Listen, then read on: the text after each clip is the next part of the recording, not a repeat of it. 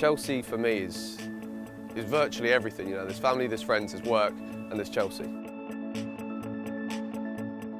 If you're brought into a family who are massive football club supporters, you're almost guaranteed to be brought into that club. And my dad was a Chelsea fan since back in the 80s. He used to come, he was season ticket holder for about 10 years.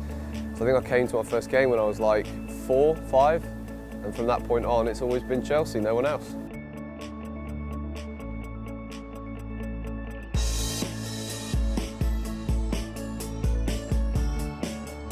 I'm George Benson, today I'm at Stamford Bridge and I'm going to be telling you why I love Chelsea Football Club. My dad used to take me to Chelsea when I was younger, but now I sort of seem to find myself coming on my own. Like, it's funny because obviously whenever I come here I vlog it, I sort of talk to the camera and I feel like I'm bringing my audience to Chelsea with me, which is always nice. But yeah, I bring my dad here when he's not blooming horse racing. He seems to be horse racing all the time, you know? Like, what's the guy doing? He's a Chelsea fan, he should be here every weekend with me.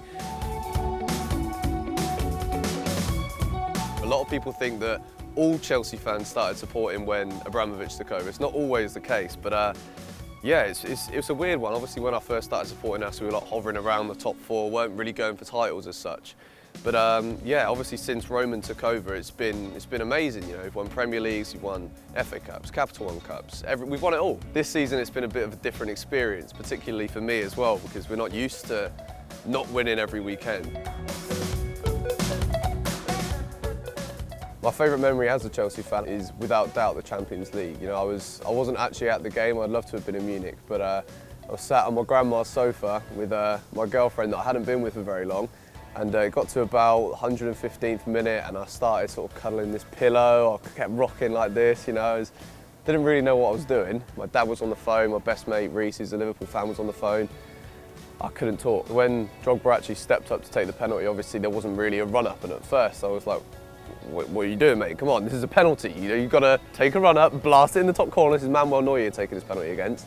But as soon as he struck the ball, there was only really one thing that was going to happen. When that penalty went in, I just erupted. You know, I thought I was going to be shouting and screaming, but it was more like I just couldn't hold back the tears. You know, I'm not ashamed to admit that. That was the moment as a Chelsea fan that I will never ever forget. It was tough when Lampard obviously left and then scored against us for City. It was tough when Drogba left at the end of last season after he left the first time as well. And then there was Cech, but with John Terry leaving as well, it sort of says goodbye forever to that spine that we had, you know, the Cech, Terry, Lampard, Drogba, that was what we've built our success on in the last sort of 10 years or so. There's been those whole part of the bus claims about Chelsea, but the way I see it is, you know, as a fan, I see us lift trophies quite a lot. So do I mind about the football we play if we're going to win trophies? Not really. But now we've got such great attacking talents with flair, the likes of Willian, Hazard, that we're starting to see now that little interchange on the pitch that makes you just, you know, give that little round of applause.